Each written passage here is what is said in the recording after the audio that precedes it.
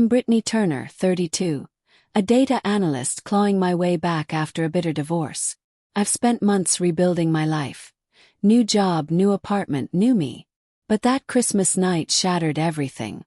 At my parents' glittering holiday party, I tried to blend in, pretending things were normal.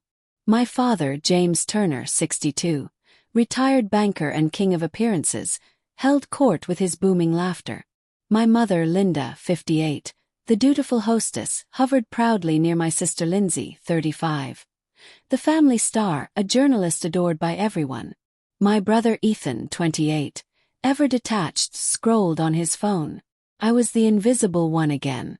When Dad mocked my career in front of everyone, still crunching numbers for those little startups, I forced a smile. Lindsay snickered. At least I write things people read. I wanted to disappear. Later, when I borrowed Ethan's phone to check an email, a notification changed everything. Dad's social media post burned into my eyes. If you could erase one person from the family, should it be Brittany? She's a failure in her career and marriage. Hundreds of likes. Dozens of comments. From family and friends. Mom wrote, "She's always been a disappointment." Lindsay added, "Family's better off without her." My chest caved in. My family, my blood, had voted to erase me.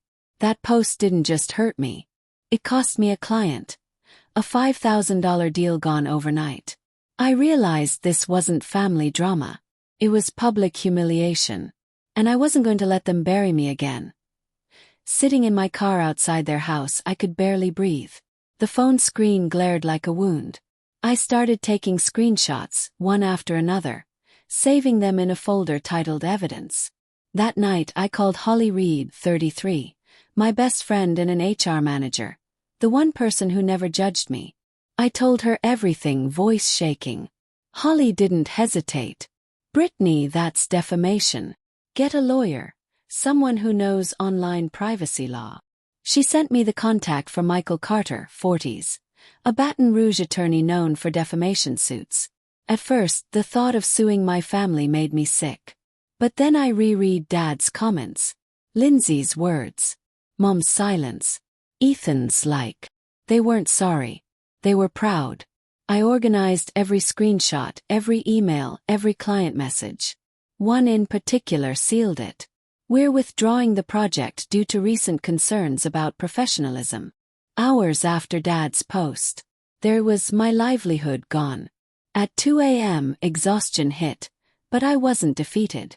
I stared at the ceiling of my tiny apartment, whispering, "No more silence." For the first time in years, I wasn't crying.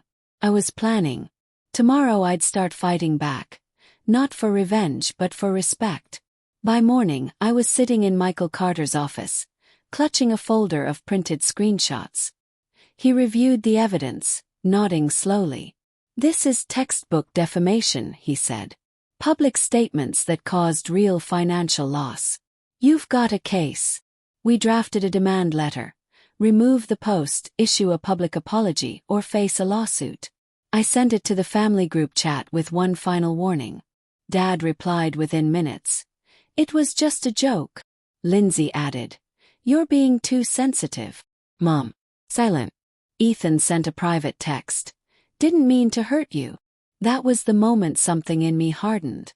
I wasn't the family's scapegoat anymore. Michael and I filed the complaint. The days leading up to court were brutal. Whispers in the community, cold calls from relatives, and emails from people who thought I'd gone too far. But I didn't back down. I spent nights organizing files, building timelines, and writing notes. For once, my analytical skills weren't for a client. They were for me. Every chart, every timestamp, every email proved the damage. The irony wasn't lost on me. My father had always told me to think logically. Now logic would expose his cruelty. A month later I faced them in court. Dad sat stiff in his suit, avoiding my gaze. Mom fidgeted beside him, pale and silent. Lindsay glared, arms folded. Ethan looked ashamed. Michael presented everything. Screenshots, timelines, contracts lost, the ripple effect of their cruelty. My father's words projected on a screen for all to see. Erase Brittany. She's a failure. The courtroom went still. For once, Dad's reputation couldn't protect him. When it was my turn to speak, I stood tall. I didn't come here to destroy my family, I said, voice steady. I came here because no one, not even family, has the right to destroy someone's dignity. The judge ruled in my favor. My father was ordered to issue a public apology and pay damages for the loss of income. But more than that, the world saw the truth. The apology went live that evening. Dad's followers commented with shock and shame. Lindsay deactivated her account. Mom called weeks later, quiet, tearful, but I didn't rush to forgive. Healing takes time. I moved forward, not as their daughter seeking approval, but as a woman who finally chose herself.